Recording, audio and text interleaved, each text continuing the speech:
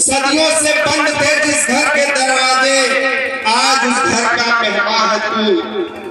मुर्दा था तू इस जगजहां में, मुर्दा था तू इस जगजहां में, तुझमें आज एक नई जान है। दरकिनार थी सदियों से तेरी बस्ती, दरकिनार थी सदियों से तेरी बस्ती, आज उन्हीं के गलियों में तेरा मकान है, उन्हीं के गलियों में तेरा। बहुत चलत रहता टोला, पूरब टोला, चमरौती टोला, अरौती टोला ना, अभी टोला खत्म हो गया। दरकिनार थी सदियों से तेरी बस्ती, आज उन्हीं के गलियों में तेरा मकान है। कभी दूर थी तेरे हाथों से कलम, कभी दूर थी तेरे हाथों से कलम, आज तेरे हाथों में मुल्क की कमान है। और जो उठे थे हाथ कभी तेरी हस्ती मिटाने को, जो उठे थे हाथ कभी तेरी हस्ती मिटाने को, आज वही हाथ तुझे करते सलाम है। क्या तुम्हें याद है ऐसे बोधिसत्व भारत रत्न बाबा साहब भीमराव अम्बेडकर, जिनकी वजह से मेरी और तुम्हारी पहचान है। ऐसे बाबा साहब को कोटि कोटि नमन करते हुए शुरुआत करता हूँ। ये राजनीतिक मंच नहीं है, ये सामाजिक मंच है। और जब सामाजिक मंच की बात आती है, सामाजिक न्याय की बात आती है, और सामाजिक न्याय की लड़ाई साथी एक दिन की नहीं लड़ाई है, हजारों सालों से लड़ाई है। ये तथागत गौतम बुद्ध से शुरू हुई थी सामाजिक न्याय की लड़ाई। कबीर दास से होते हुए, रैदास जी से होते हुए, छत्रपति साहू जी महाराज, मां सावित्री बाई फुले, ज्योतिबा फुले से होते हुए, बाबा साहब भीमराव अम्बेडकर से होते हुए, मानवर काशीराम और मुलायम सिंह से होते हुए, आज हमारे पिछड़े और दलितों के नेताओं की बात है।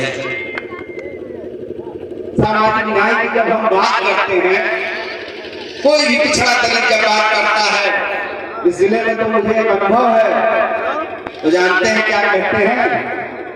कहते हैं जब हम अपने समाज की बात करते हैं, सामाजिक न्याय पिछड़े दलितों की बात करते हैं, तो कहते हैं ये जातिवादी है, ये बहुत बड़ा जातिवादी है।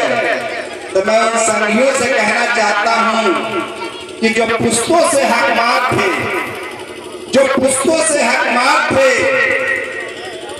वो राष्ट्रवादी हो गए, और हमने हक को हक कह दिया तो जातिवादी हो गए। इस काले खेल को समझने की जरूरत है। अच्छा, उनको आपके पिछड़े दलित होने से कोई फर्क नहीं पड़ता। फर्क क्या पड़ता है कि आप अम्बेडकरवादी ना हो, आप बुद्धवादी ना हो, क्योंकि जब बुद्धवादी होंगे, अम्बेडकरवादी होंगे, तो तर्क की बात करेंगे, ये नहीं कहेंगे कि मान लो, क्योंकि तथागत बुद्ध कहते हैं पहले जानो फिर मानो। अविनायक को कह दें कि गोबरे के टीक लता है, टीक ले। और जो बेटियां बैठी हुई है ना, आप लोग ध्यान रखिएगा कि स्कूल बुलाने वाली और विद्यालय बुलाने वाली सिर्फ एक ही माता है। विद्यालय बुलाने वाली सिर्फ एक माता आज तक हुई है, उस माता का नाम है सावित्री बाई फुले, और बाकी माता तो पहाड़ों पे बुलाती हैं जाहिल और अनपढ़ बनाने के लिए। ऐसी माता को पूजिए। अगर पिछड़े और दलित की सबसे बड़ी दुश्मन अगर जो कोई किताब है तो वो मनुस्मृति है, और पिछड़े और दलितों के लिए कोई सबसे हितैषी अगर कोई किताब है तो वो बाबा साहब का संविधान है। उससे बड़ी हितैषी किताब पिछड़े और दलितों के लिए नहीं हो सकती है। आजकल गांव-गांव बहुत चमत्कारी बाबा घूम रहे हैं, पर्ची निकालते हैं, पिछड़े और दलित सबसे ज्यादा अपना भविष्य दिखाने जाते हैं चमत्कार के मामले में। लेकिन मैं इतनी उम्र तक अपने जीवन में सिर्फ एक ही चमत्कारी बाबा की नहीं, अम्मा जानते हो कौन चमत्कारी बाबा? वो चमत्कारी बाबा का नाम है बाबा साहब भीमराव अम्बेडकर।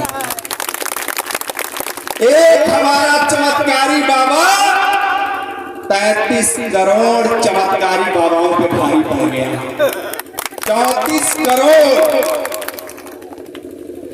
उनके 34 करोड़ फोटो के सामने ये 18 फोटो भारी पड़ गई है जो मंच पे लगी हुई है।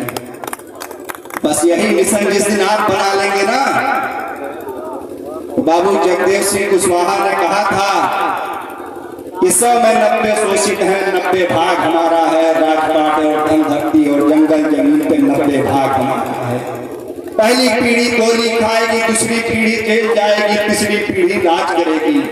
कर्पूरी ठाकुर ने जब हम पिछड़े दलितों को आरक्षण दिया था तो यही मनवादी और ब्राह्मणवादी लोगों ने कहा था कि कर्पूरी कर्पूरा वापस जाओ, वापस जाके अस्तूरा उठाओ, क्योंकि वो नाई समाज से आते थे और उनको गंदी गंदी गालियां देते थे।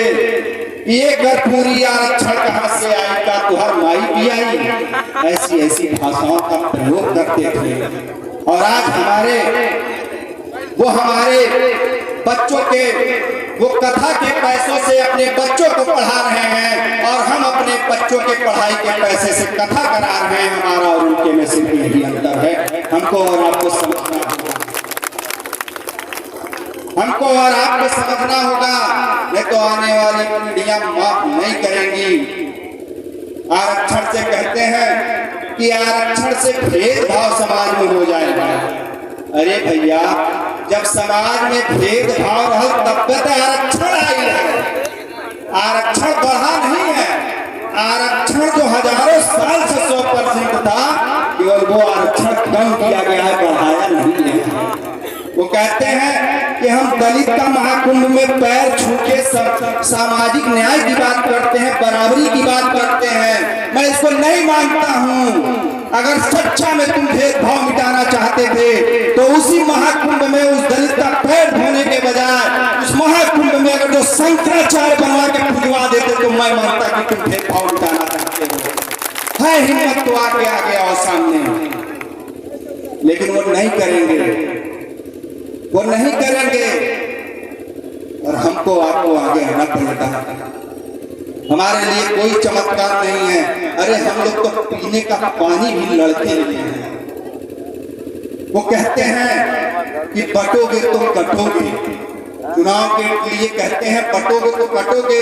हे मेरे बहुजन के साथियों, वो सही कह रहे हैं। अगर आप बटोगे तो शंभू की गर्दन फिर कटेगी, एक लपका अंगूठा फिर कटेगा, हमारे नौकरियों में आरक्षण कटेगा, हमारे डीएम और एसपी का पद कटेगा, हमारे तहसीलदार पीडीओ का पद कटेगा, यूनिवर्सिटी में प्रोफेसरों का पद कटेगा, हमारा इंटरव्यू में नंबर कटेगा।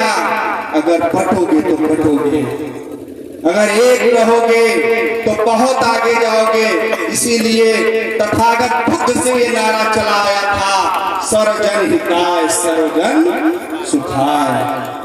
हमको उसी पे चलना है और हम लोगों को कोई भीख नहीं। आरक्षण तुम लोग कहते हो आरक्षण जाति के आधार पे होना चाहिए, आर्थिक आधार पे नहीं।